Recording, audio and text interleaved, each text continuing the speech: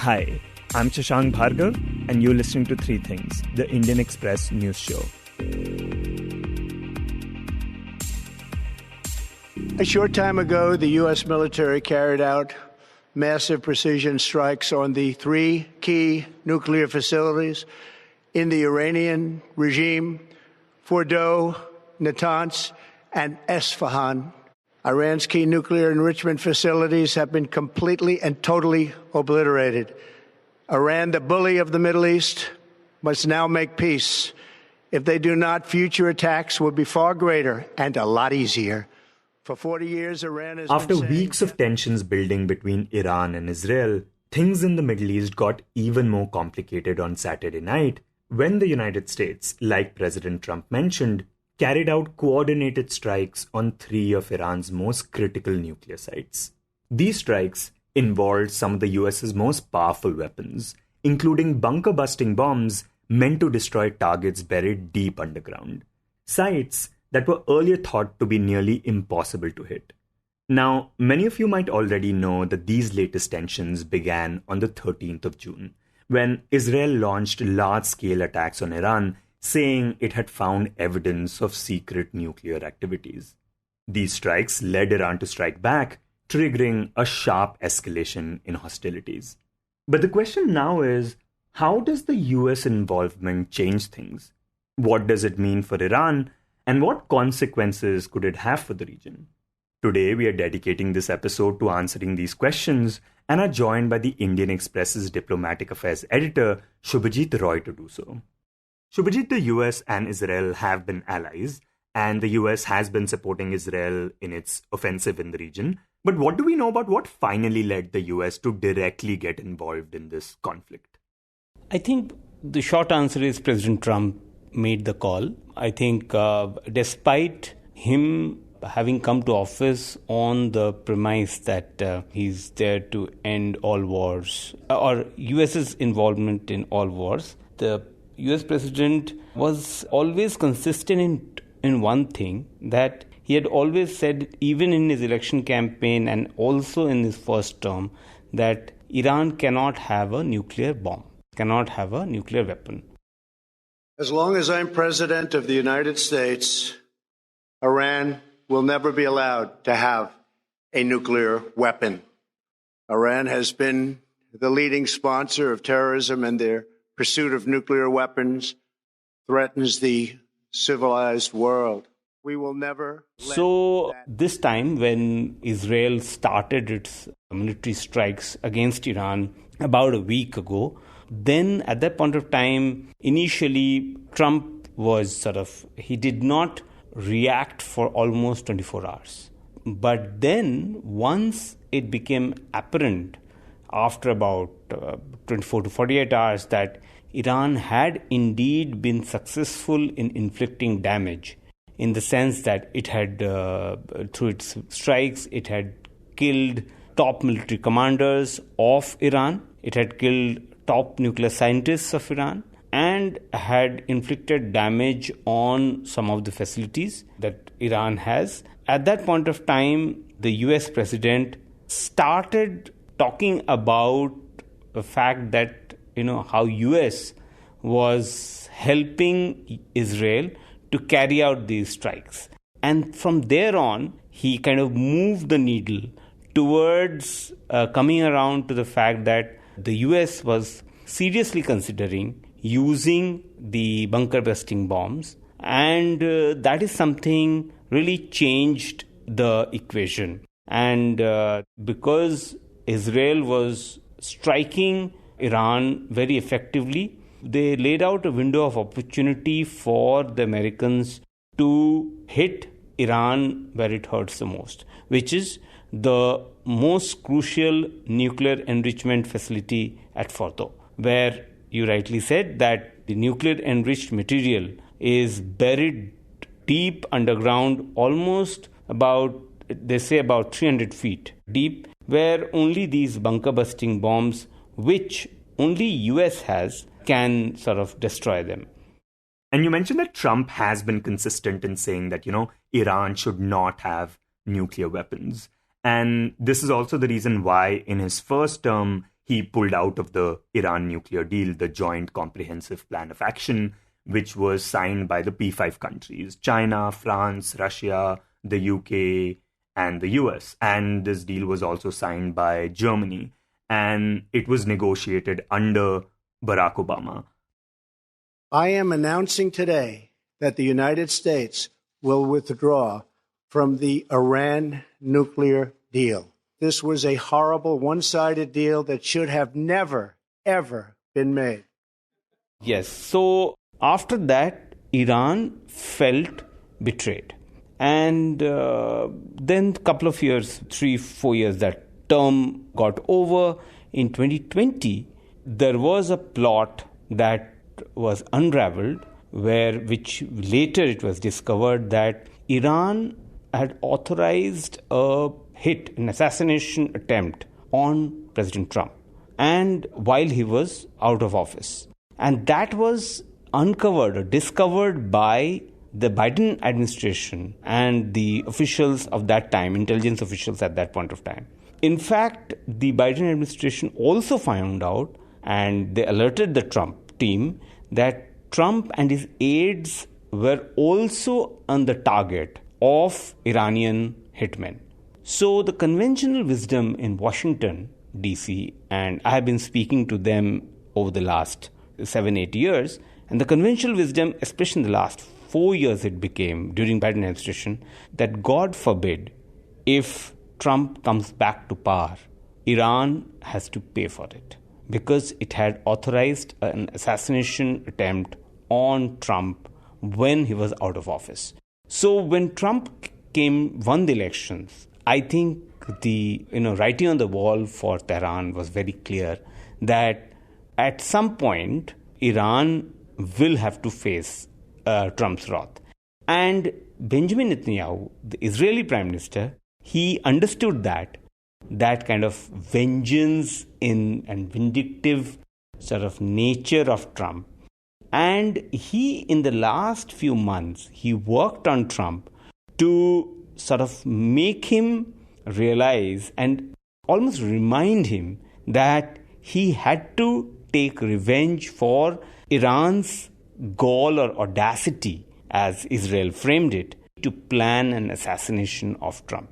In fact, in the last few days, Benjamin Netanyahu, he said this in his interviews to the American media, including Trump's favorite channel, Fox News, that Trump was on the target of the Iranians. These people who chant death to America, try to assassinate President Trump twice, killed 241 of your Marines in Beirut, killed and injured thousands of American soldiers in Afghanistan and Iraq, try to bomb a restaurant in Washington, D.C., chant death to America, burn the American flag. Do you want these people to have nuclear weapons and the means to deliver them to your cities? Of course not. Yeah. So we're defending our... And this was a deliberate messaging to kind of influence Trump's decision-making. And that's how sort of Trump, apart from being a supporter of Israel, he also carried a hostility and acrimony and animus against Iran personally. And Shubhajit, talk about the extent to which this now weakens Iran's position. Talk about the kind of damage these US strikes have done and what US's involvement has now brought to this conflict. So obviously, US joining Israel is the worst nightmare for Iran. And Iran's regime, Iran's rulers, they are at their weakest since 1979 because they've lost two of their proxies. Hezbollah and Hamas have been decimated, degraded to a great extent, where they don't have the capacity to even fire rockets against Israeli aircraft, Israeli planes. And Israel has been able to inflict a lot of damage to Iran's missile production capacity and also launching capacity. And that has been evident in the number of missiles that Iran has been firing on Israel over the last 8-9 days. So there's been a relative decline in the number of missiles that has been fired by Iran on Israel. That tells you that their capacity has been decimated, has been degraded. So that's an indicator. So this particular attack, strike, when it took place, and these B-2 bombers came in and dropped these sort of bunker-busting bombs and went away, Iran didn't even have the capacity to respond.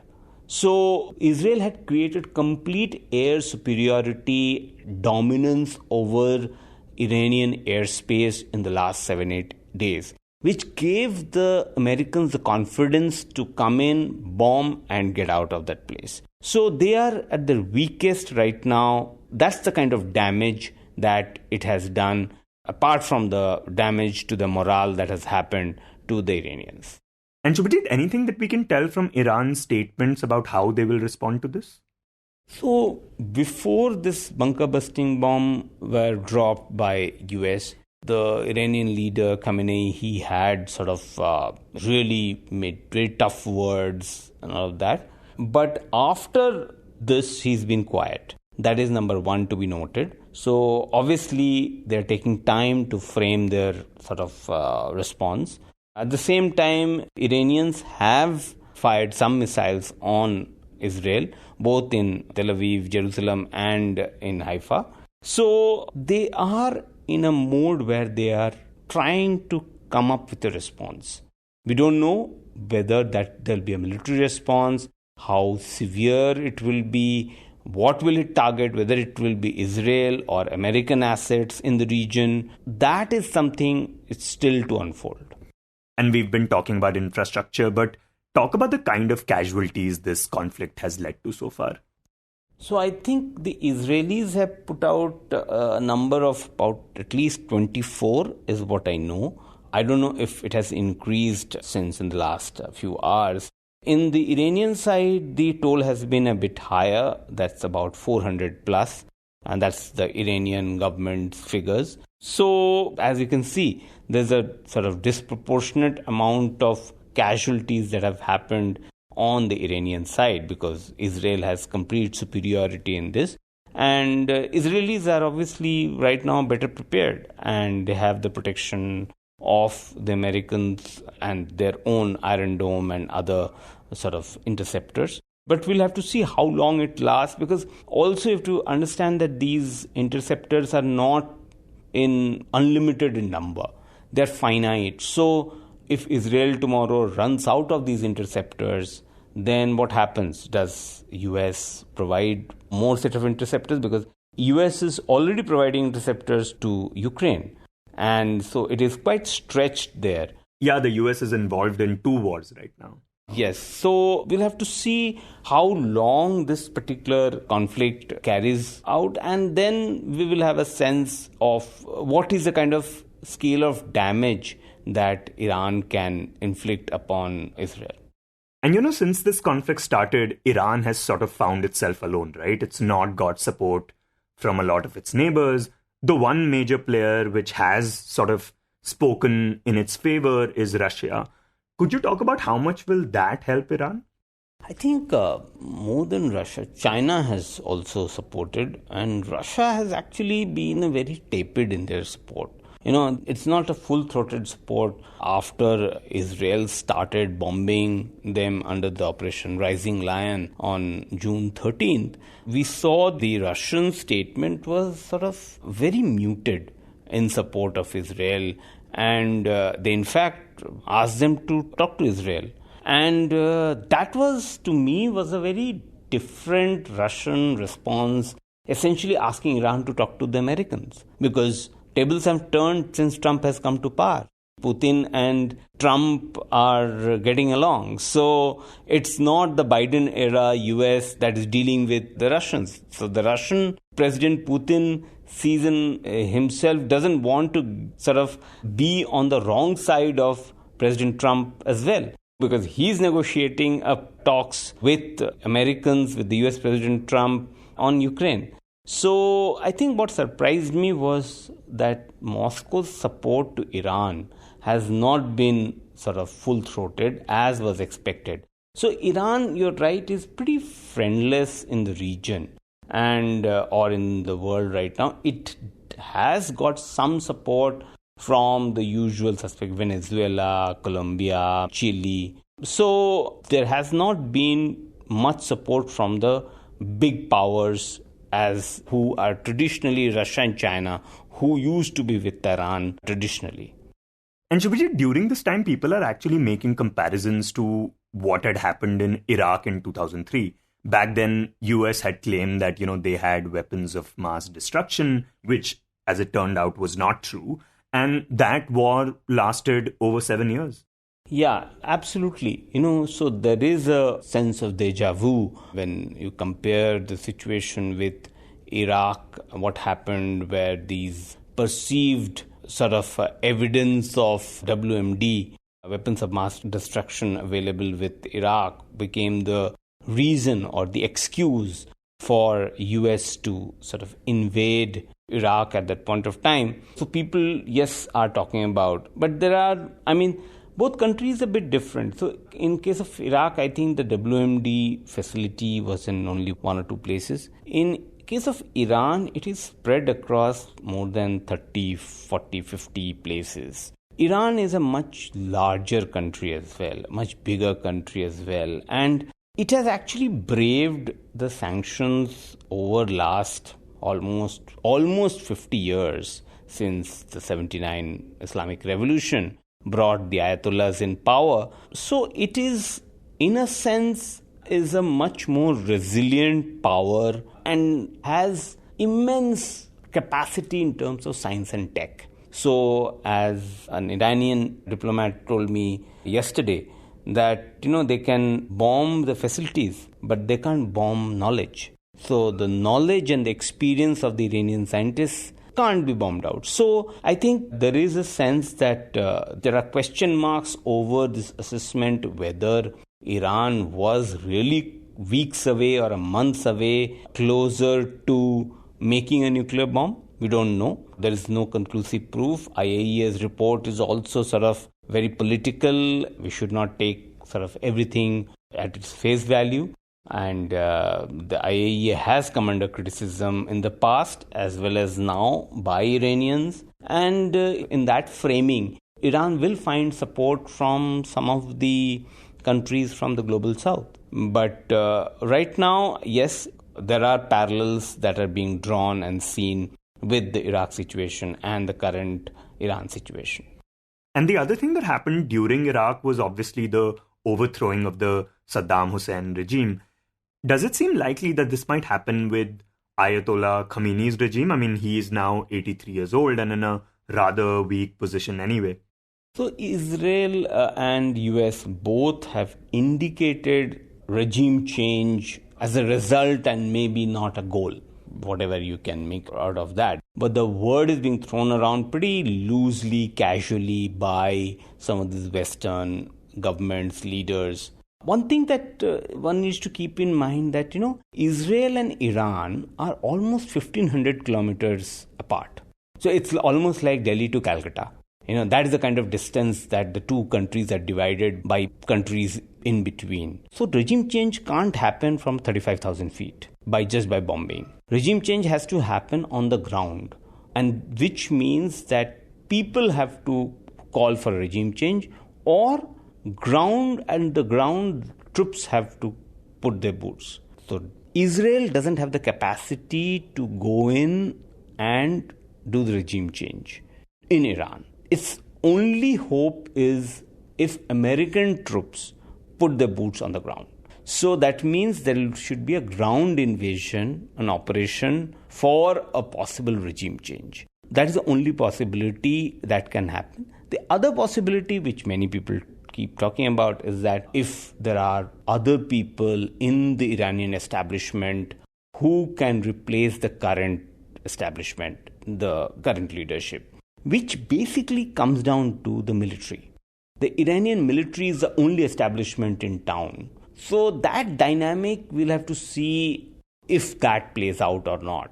So because without a ground level operation, which was what changed the regime in Iraq, there was a ground level operation there, ground invasion there, which has not happened in Iran, and it is way too risky for Americans to get in. So that possibility is kind of sort of remote. Your best possibility is someone from within who is on the side of the Americans and is seen as an alternative. So we'll have to see. But one thing that is very important to note is that we are talking of a situation where an undemocratically elected regime is being forced to be moved out by another undemocratically elected or chosen few people.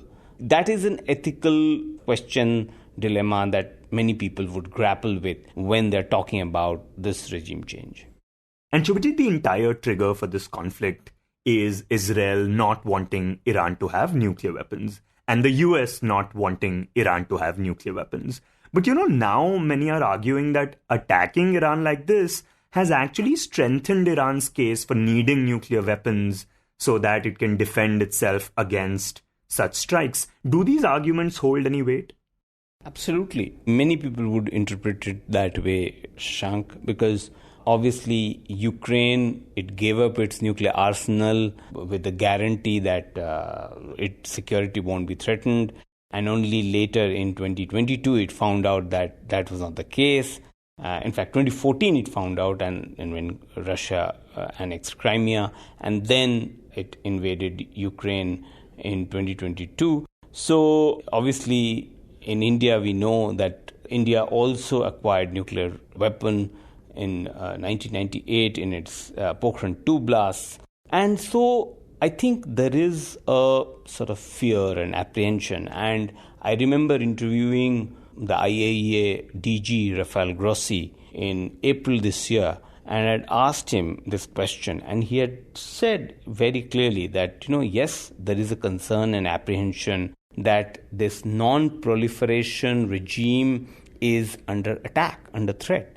And because of that, if A has the bomb, B also wants to have the bomb because A has it.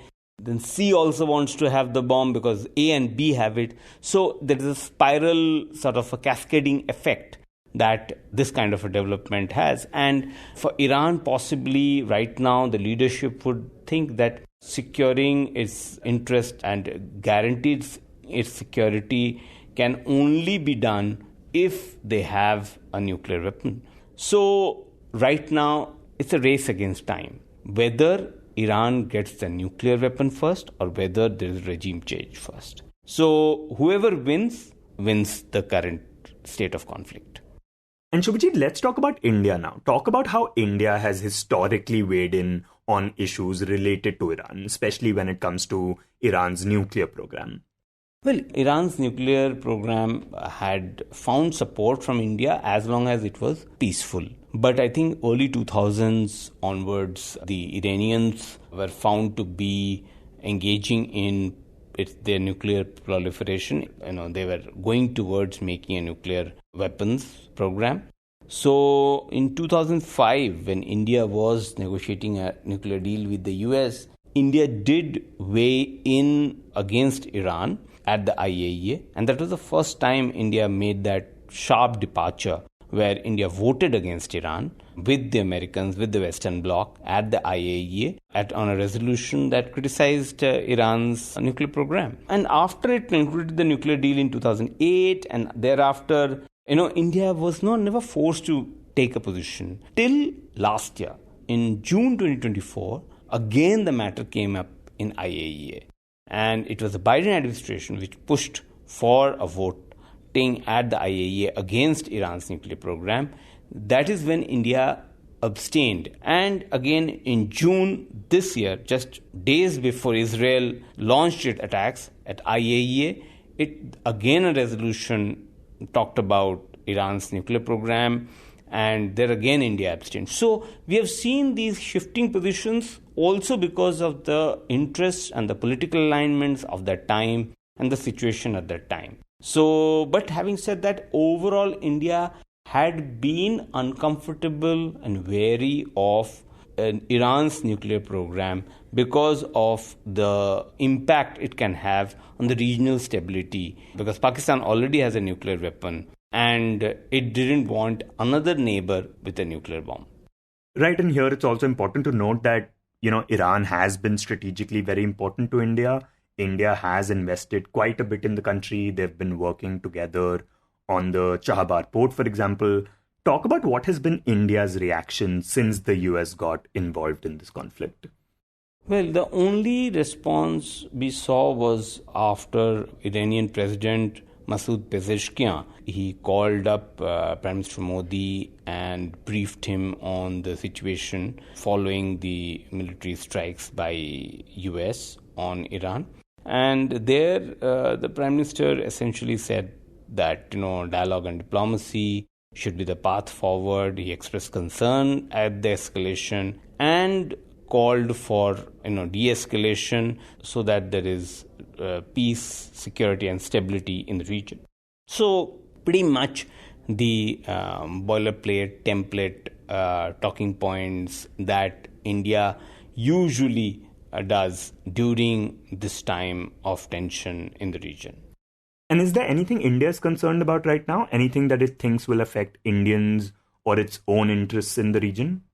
Well, India is concerned on a few things. First is obviously it has about 8 to 9 million Indians living in the region, and they send remittances to India and support families here. So India, any regional instability, any insecurity in the region would jeopardize the safety and security of these people. So already India is evacuating people from Iran and Israel. From Iran, we saw a number of flights, more than 1,500 people have been evacuated through Mashhad, which is in northeastern Iran, closer to the Turkmenistan border. And from Israel also, it is evacuating some people. Not as many numbers, but still there are Indians. So the safety and security of Indians in the region, in these two countries, are obviously of utmost concern for India. The second issue is about the energy security. And so because, almost 60% of India's oil imports come from the region, from the West Asian region, from Middle East, from these Gulf countries. And any instability would impact the supply chain of the energy from there, which would mean rise in oil prices, and that inflationary impact has a direct bearing on India's economy. And in fact, oil prices have already begun to rise a bit. Correct. And apart from that, obviously, if the shipping lanes are also jeopardized, because if the Iranians sort of block the Persian Gulf, the Hormuz Straits, and the Houthis, which are again Iranian proxies, they also start attacking ships using the Red Sea, then they also jeopardize the supply chain of everything that you want from Europe or that goes to Europe from here to you. So your exports as well as imports get impacted, and they have to come all the way via Cape of Good Hope, which is long circuitous route along the Cape of Africa. So I think from India's perspective, both security of its people in living in the region, energy security, and overall supply chain and economic sort of impact is of huge concern for India. And lastly, Shubhajit, we were talking about evacuations earlier, and you mentioned how, a number of students especially have been evacuated from Iran. But now India has actually decided to offer the same help to its neighbors as well, right? Yeah, so because, these smaller countries in the region, India's neighbors like Sri Lanka, Nepal, they reached out to India that, they don't have the capacity to evacuate their own citizens. And I spoke to the Nepalese embassy, and they told me that about 18 of them, I think 18 Nepalese, were in touch with the Nepalese embassy here. So their families obviously would have reached out to the Nepalese government, and they in turn reached out to Indian government. And the Indian embassy is trying to coordinate and to gather their data and try and move them to safer places, and then use this, probably the Mashhad corridor, to bring back Nepalese. Similar thing has happened with the Sri Lankans as well. So the Indian officials obviously frame this as an exercise of neighborhood first, essentially try to help out the neighbors who don't have the capacity, It had done the same thing, if you remember, in the early stages of the Ukraine war in March 2022, when about, I think, 18,000, 20,000 Indian students were evacuated from Ukraine, most of them studying medicine. This time also is a similar sort of pattern where some citizens from the neighboring countries were evacuated back then. And this time also the same template is being followed. You were listening to Three Things by The Indian Express. Today's show was written and produced by me, Shashank Bhargava, and was edited and mixed by Suresh Pawar. If you like the show, then do subscribe to us wherever you get your podcasts. You can also recommend the show to someone you think will like it, share it with a friend or someone in your family. It's the best way for people to get to know about us. You can tweet us at Express Podcasts and write to us at podcasts@indianexpress.com.